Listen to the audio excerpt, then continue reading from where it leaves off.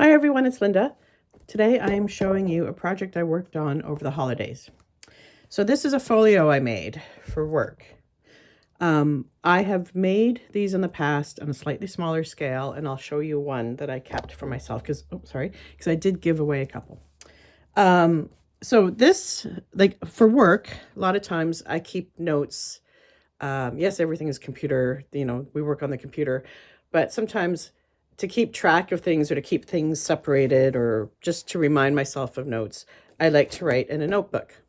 So see, I wrote there. So I wanted to use my other folio, which is slightly smaller than this, but I could not find a notebook that would fit that size. So I'm actually not sure of this size. This measures 6.5 by 9.5 approximately. Might be a little bit off.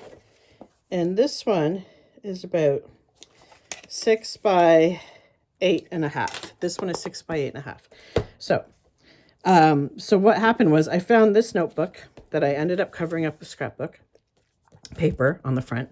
At Dollarama, it was less than $2. So it's actually pretty big. Okay, so here's my notebook. A few little notes in there for work. So this folio, opens up into the three sides. Okay. All right. Okay. So over here, I only glued down the two sides. Well, that's all I could because I did a diagonal. And then this, the back panel slides in and it fits and it's perfect. I made this spine 1 inch so it would more than take the height, the width of this spiral. I wanted to keep a notepad in here. So I took a piece of scrapbook and then I slid it at the back here, like I slid it on. And then, so I slid it on the back like that underneath the last page. And then I positioned it and then I glued it down. And I also down here, I glued a stopper because, I keep moving it. Because I found that when I, closed it and opened it back up, this would kind of fling around. So there we go. So that's now in there and it shouldn't move. Then over here, I wanted pockets. So I have two pockets and because anyway, so sorry, I'm jumping ahead. So I made two pockets. I have a notepad. I have my big notebook. When you close up the front panel, this is laminated. So I can put little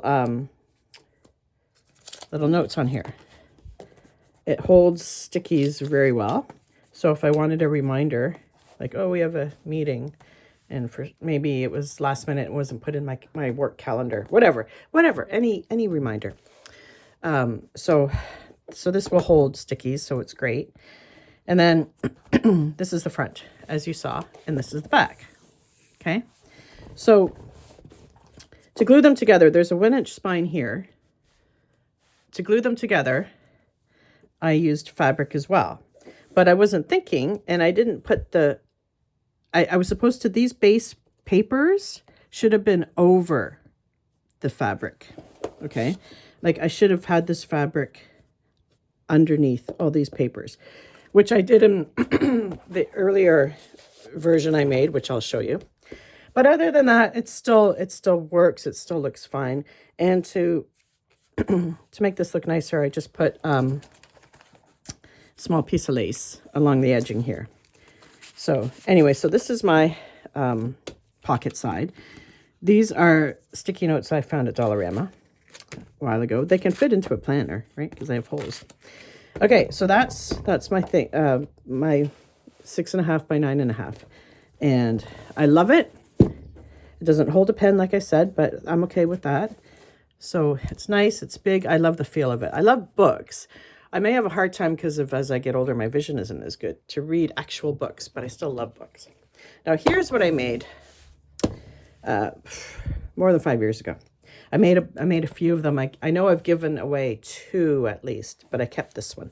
So I called it Lists because it was originally for work. So same idea, but this one holds a pen. So if open it up and there's the laminated side again that holds a sticky. See how this fabric is underneath, right? the paper on both sides, which is how it should have been. So that was, and on this side too, I switched these around. I put the pocket here, and these are little boxes I built to hold sticky notes. They do come out, okay? So to hold the sticky notes. And then I can put whatever, I don't know why I have clips here, but I just do. And then 2 pockets again. Same, almost same, I think they might have come from this, not the same. One was Sweet Ambrosia and the other was Precious something. The 2 paper pads from years ago that are very similar. So this was from the other one. Anyway, so, and I have a space, because there's no big coil here, I have a space for a pen. And then here's my notebook, notepad. And that's how I made this one. But like I said, see how the fabric is underneath, how much cleaner it is. So I screwed up on that, but I'm still happy with the one I made for work. Oops, hang on, there we go. So yeah, you fold it up, there you go. Isn't that pretty? So this is around 6 inches. Yeah, around 6, just over 6 by 8.5. So this is the difference, if you can see them. So like I said, I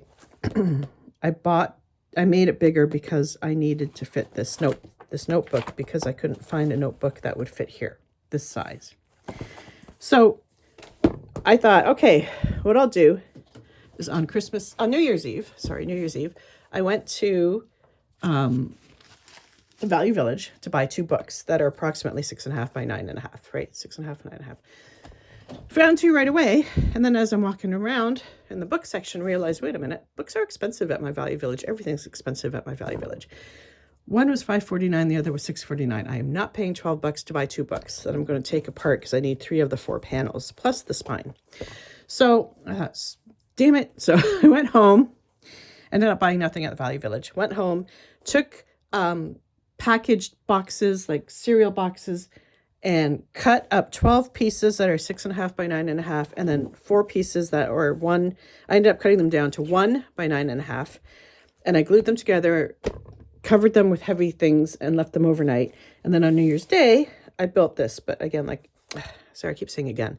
But like I said before, I wasn't thinking and glued the paper down first before I glued the hinges together, because that's what these basically are.